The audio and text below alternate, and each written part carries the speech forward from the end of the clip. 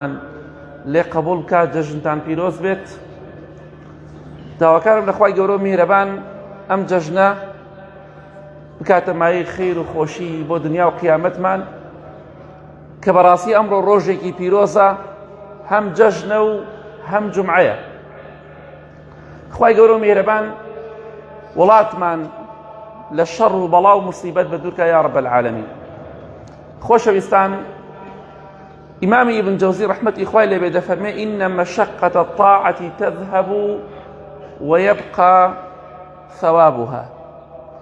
أو عبادته تشاكاني كأنجامي أدي ناخوشيكاني ناراحتيكاني هلاكي ماندوبونكاني دروات بلان پاداشتكي چاورته. الحمد لله بفضل إخوة مانجي رمضان بروجو بوين أو تواني من لعبادت و لخير و چاکە و نوێژ و تەراویح و قورئان خوێندن و ڕۆژوگرتن و کۆمەڵی عیبادەتی زۆر خێر و سەدەقە ئەنجامماندا. بۆیە بەردەوام پێویستە بڵین خوایە لێمان قبوڵ کەی. بەڕاستی عیبادەتمان کرد و دەبێ هەتا مردنیش بەردەوام بین، چونکە خوای گەورە دەفەرمێ وەعبد ڕەبەکە حەتا یەئتیەکە اليەقین. ئەی خۆشەویستی خوا صلی الله عليه وسلم، عیبادت بۆ خوای گەورە بکە هەتا ئەو ڕۆژەی دەمریت، هەتا مردن بۆت دێ. کەواتە ئێمە الحەمدولله عیبادەتمان کرد، ناڕەحەتیمان بینی بکەم و زۆر و لە مۆلاش هەردەی بینیت، بەڵام ڕۆژێک دێت ئەو ناخۆشی و ناڕەحەتیانە ئەو ماندووبوونانە کە کردوتە ماندووبوونەکە دەرئەچێت. دوێنێ نەتوانی نان بخۆی، ئەمڕۆ دەتوانی نان بخۆی، ئەمڕۆ دەتوانی ئاو بخۆی، کۆمەڵێ شتێک دەتوانی ئەنجامی بدەیت، بەڵام پاداشتەکەی ڕۆژی قیامەت چاوەڕێیتەوە بە ئیزنی خوا. ئیمامی مالیکی کوڕی دینار ڕەحمەتی خوای پەروەردگاری لێبێ دەفەرمێ هەر دڵێک خۆشەویستی خوای تیا بێت، پێی خۆشە لە پێناو خوادا ماندوو بێت. من خوای گەورەم خۆش دەوێ ئامادەم لەبەر خاتری خوای پەروەردگار نان نەخۆم و خۆم لە کۆمەڵە شتێک بگرمەوە، تۆش بە هەمان شێوە.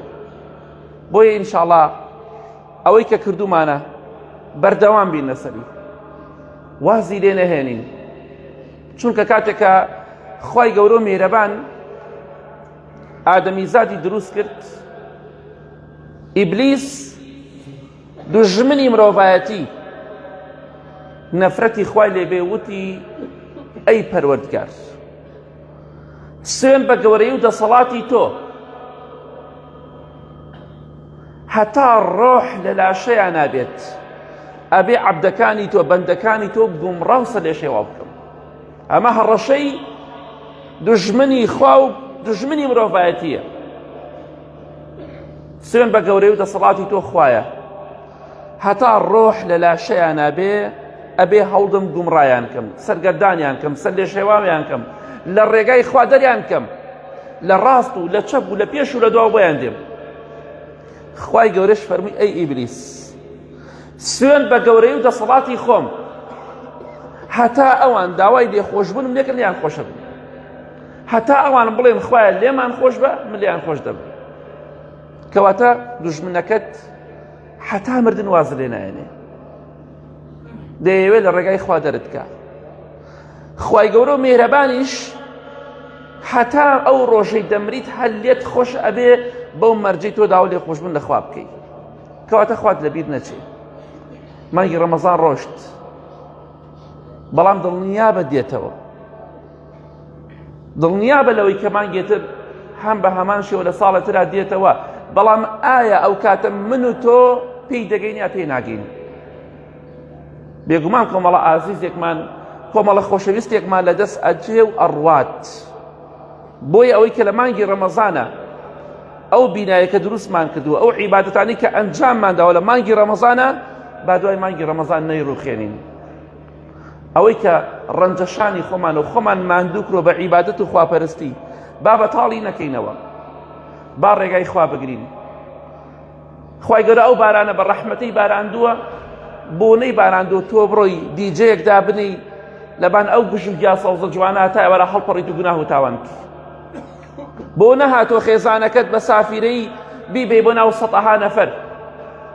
بۆیە با ڕازگۆ بین لەگەڵ خوادا، مانگی ڕەمەزان خۆمان لە قومی ئاو پاراستووە بۆی تووشی گوناه و تاوان نەبین. خۆمان پاراستووە قومی ئاومان نەخوارد وتمانە با ڕۆژۆکەمان نەشکێت، با عیبادەتەکەمان بەتاڵ نەبێتەوە. دەی مانگی ڕەمەزان تەواو بوو، ئاوا دەبێ ئاگاداری خۆت بی، چونکە مانگی ڕەمەزان فێری ئەوە دەکا ئاگادار بە کردەوەکانی خۆت بەتاڵ مەکەرەوە، ڕەنجی خۆت بە زایە مەدە، ڕەنجی خۆت بە خەسار مەدە. بۆی ئینشاڵڵا بە ئیزنی خوا جومعەش وتارمان دەبێ، بۆیە زیاتر کاتانی ناگرم. دووبارە خوای گەورە جەژنتان لێ پیرۆزکە و مبارەک بێ، خوا پاداشتی خێتان بداتەوە. یا ڕەبی خوایە لە گوناهەکانمان خۆش بی، لە گوناهی دایک و باوک و مردوەکانمان خۆش بی. یا ڕەبی خوایە ئاخرمان بەخێر بگێڕی، نوێژ و ڕۆژ عیبادەت لێمان قبول کردە بێ. خوایەگیان جەژنەکەمان جەژنێکی پڕ لە خۆشی و شادی بێ. آمين آمين آمين وصلى الله على محمد وآله وصحبه أجمعين.